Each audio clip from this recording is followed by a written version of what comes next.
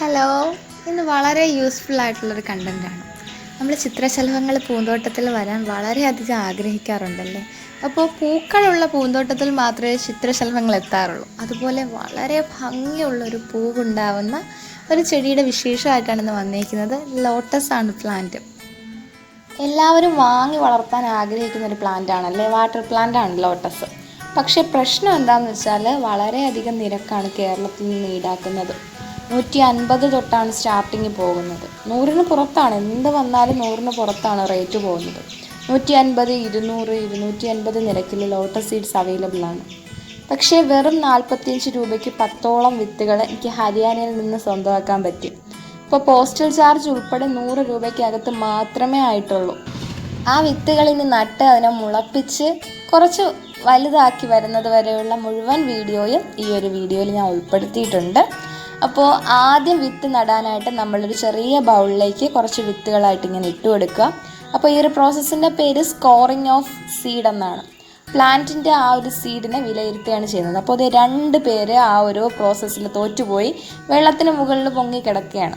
അപ്പോൾ ഈ തോറ്റുപോയ 2 പേരും ജെർമിനേഷൻ പവർ ഇല്ലാത്ത സീഡ്സാണ്. അപ്പോൾ ഇനി ശ്രദ്ധിക്കേണ്ട കാര്യം എന്താണെന്ന് പറഞ്ഞാൽ ലോട്ടസ് സീഡ്സിന് 2 അഗ്രഭാഗങ്ങളുണ്ട്. ഒരെണ്ണം കൂർത്തതും മറ്റേ അറ്റം കുഴിഞ്ഞ ഭാഗവുമാണ്. നമ്മൾ ആ കൂർത്തിരിക്കുന്ന ഭാഗത്തിൽ യാതൊരുവിധ ഡാമേജസും ഉണ്ടാക്കാതിരിക്കാൻ ശ്രദ്ധിക്കണം. കുഴിഞ്ഞിരിക്കുന്ന ഭാഗത്തിലാണ് നമുക്ക് കൂടുതൽ കോൺസെൻട്രേറ്റ് ചെയ്യേണ്ടത്. കുറച്ച് പ്രോസസ്സുകളുണ്ട്, അത് ഞാൻ പറഞ്ഞുതരാം. ഇനി നേരത്തെ വെള്ളത്തിൻ്റെ മുകളിൽ പൊങ്ങിക്കിടന്ന ആളെ ഞാൻ ഒന്ന് വെട്ടിപ്പൊളിച്ചെടുത്തപ്പോഴേക്കും കണ്ട കാഴ്ചയാണ് അകത്ത് ഭാഗത്ത് കരിഞ്ഞിരിക്കുകയാണ്. അത് ജെർമിനേറ്റ് ആവത്തില്ല. നമ്മൾ കുറച്ച് മെനക്കെട്ട് സമയം കളയാനല്ലാതെ. ഇനി നല്ല വെള്ളത്തിൻ്റെ അടിയിലേക്ക് താന്നു പോയ ഒരു വിത്ത് ഞാൻ പൊട്ടിച്ചെടുത്തിട്ടുണ്ട്. നിങ്ങൾക്ക് കാണിച്ചു തരാൻ വേണ്ടിയിട്ട് മാത്രമാണ്, ഇതിങ്ങനെ ചെയ്യാൻ പാടില്ല. അപ്പോൾ അതിനകത്ത് നല്ല പച്ചപ്പുള്ള നല്ല ഫ്ലഷ് ഉള്ള ഒരു പാർട്ടായിരുന്നു. സീഡ്സ് ജെർമിനേറ്റ് ചെയ്യാൻ ഒരുപാട് ടൈം എടുക്കും. അതിന് നമ്മൾ പെട്ടെന്നാക്കി എടുക്കാൻ ചെയ്യുന്ന ഒരു പ്രോസസ്സാണ് സ്കാരിഫിക്കേഷൻ. അപ്പോൾ ഇതിന് വേണ്ടിയിട്ട് നേരത്തെ കാണിച്ചിരുന്ന കുഴിയുള്ള ഭാഗമാണ് ഇതുപോലൊരു സാൻഡ് പേപ്പറിൽ ഉരച്ചെടുക്കുകയും ചെയ്യുന്നത്. ഉരയ്ക്കും തോറും ഒരു വെള്ള കളർ ഷീറ്റ് അതിനകത്ത് ഇങ്ങനെ കാണാൻ കഴിയും.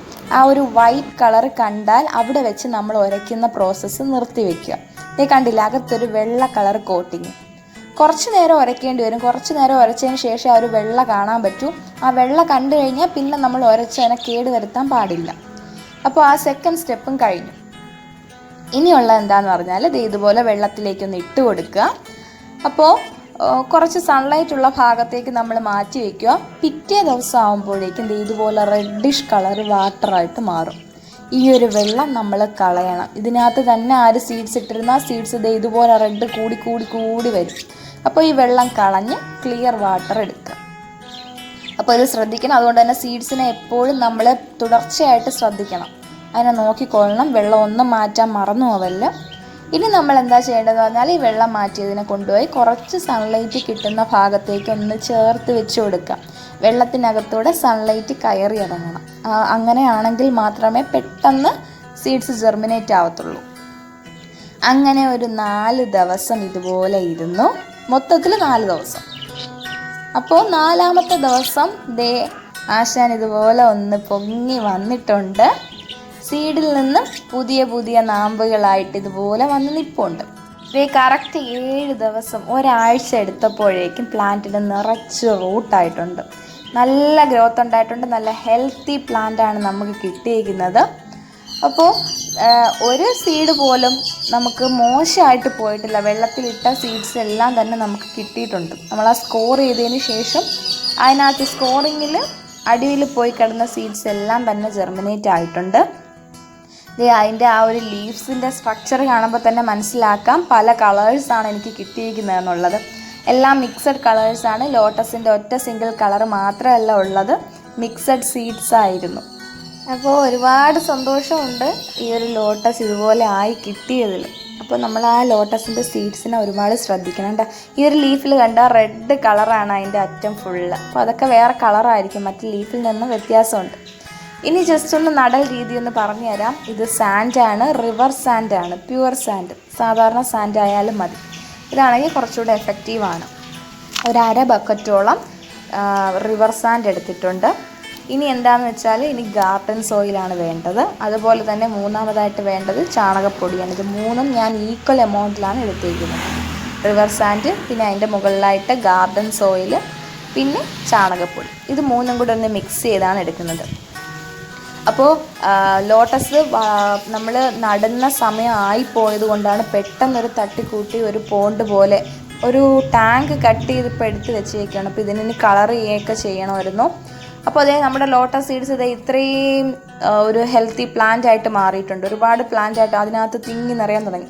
ഇതിൻ്റെ ഇടയ്ക്ക് ഞാൻ വിട്ടുപോയി. ഞാൻ ഇതിന് നാമ്പ് വരാറായപ്പോഴേക്കും ഞാൻ ഇതിനെ ബൗളിലേക്ക് മാറ്റിയിടുന്നു. നേരത്തെ കുഞ്ഞ് ബൗളായിരുന്നു, പിന്നീട് ഇതുപോലെ വലിയ ബൗളിലേക്ക് മാറ്റിയായിരുന്നു.